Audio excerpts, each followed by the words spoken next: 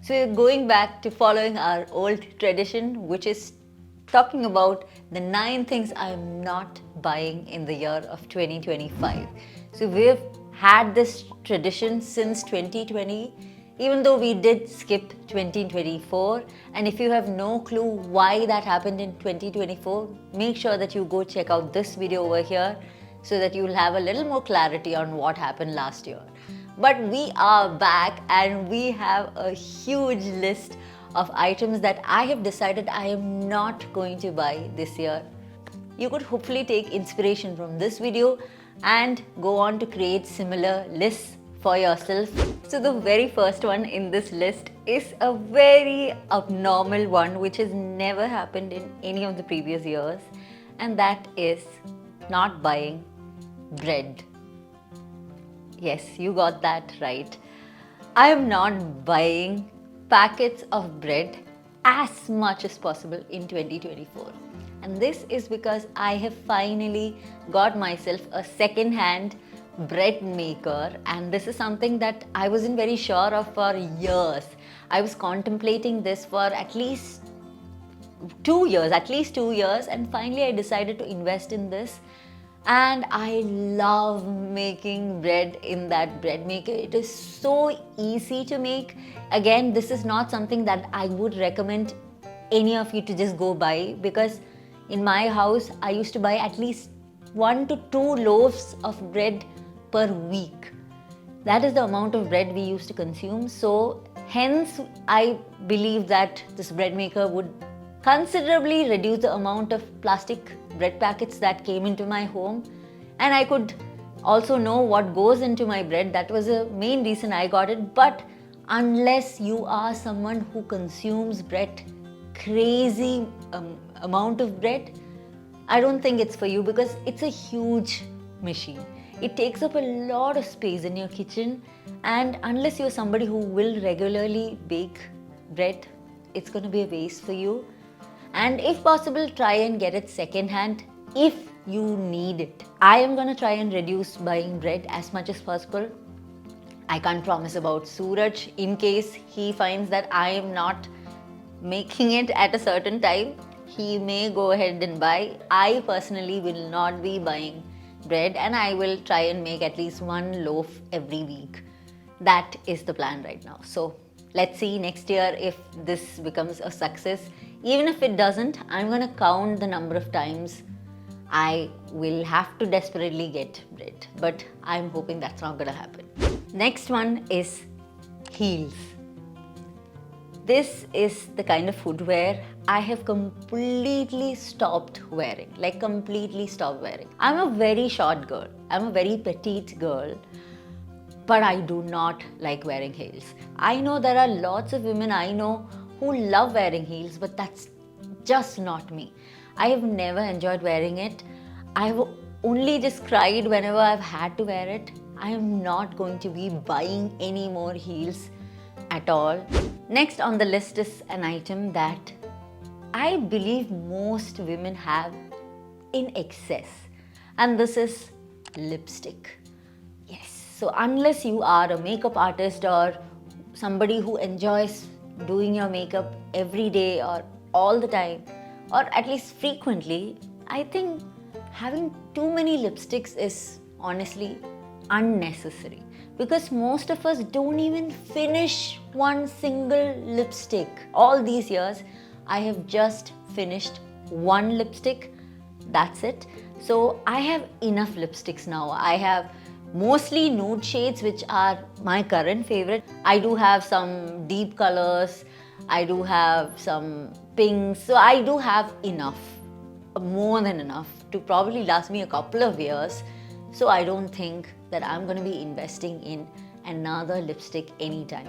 If nothing, I'm going to declutter and probably give it away to a few of my friends, but no new lipsticks throughout the year. Next one is again a common thing among women, not just women, I think even men too, perfumes. So I currently still have my perfume from like 3-4 years ago, which I have not finished yet. Yeah, I think I've had that perfume for over 4 years and it's still not even over. So I have said this in my older video, I don't wear perfume very often. I honestly forget about it. I'm generally someone who isn't very stinky in general. I don't sweat a lot in general. Even when I go to the gym, I don't sweat a lot. I know it's a privilege, but that's the truth. I don't stink very easily. Hence, I don't always wear perfume when I go out. So I have not needed to buy a new one in a while, and my old one is almost done. But I do actually have another perfume which I had been gifted from a brand. So that is probably going to take me another few years to finish. So there is not going to be any new one because I don't believe in having certain scents, or I don't have favorites. I've only tried a few perfumes. I don't have any preferences. I don't care about expensive perfumes or the smell of a certain one. I don't care about any of that. I just need it to smell decent, last decent, that's it. When I need it, which is very less often, so I just use what I already have. Probably will keep using the same for years ahead. So yeah, no perfumes for this year in spite of having almost finished one. The next one is an item that I may have gone ahead and bought a little excessively last year. This is again gym clothes. So again, when I say I bought slightly excessively, all of the ones I bought or got are all second-hand, by the way. Yes, I have not purchased a first-hand gym wear. They were all stuff that was clean. I washed them again. I wore it. They were in really good condition. Some of them were barely used, and I do not think that I need more. I think I have enough. So this is something I need to put on a pause because I do have the tendency to scroll and find second-hand options for this. So I am going to slow myself in this, area and going to put a pause to this for now. So the next one is excessive skincare. I am also guilty of this. So I used to do a lot of skincare and I didn't even know if I was doing the right thing or not. I used to do a lot of stuff and I did buy a lot of unnecessary skincare products which I honestly had no clue how to use and didn't really require, I would say. My skin does have some breakouts now and then, but mostly that's usually when I don't really take care. I have stopped taking excessive care of my skin in the recent months, and you will be surprised to see that my skin hasn't felt any different, I would say. So sometimes I do wonder whether, the skincare stuff that we are supposed to use is actually needed or not. Maybe it's needed for certain people depending on their skin type, but at least personally for me, I don't think I need a lot of skincare. So yeah, this year I'm not gonna buy excessive skincare products at all. I'm gonna stick to the basics and just take decent care, not like excessive care, but decent care of my skin and see how it goes. Okay, the next one is one I really need to stop thinking of. This is home cleaning equipment. The number of reels I keep seeing, and I have to admit, I did give in to one of the products which I thought would be super useful in my home. I've had it for 2 months now and I have not used it even once. And I feel like I desperately need to find a way to use it because otherwise I will feel guilty of buying that product. So I will have to stay away from any videos on these products that make you feel like you need it for a clean home. No more home cleaning equipment. So the next one is plants. I love plants, but I have to admit that I am not that good with plants. I'm not bad, but I'm not that good. I have kept many plants alive for years.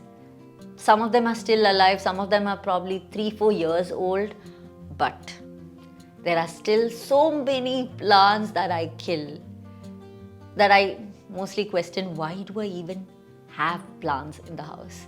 I'm not spending money buying first-hand plants from, say, nurseries or websites or online stores or any of that.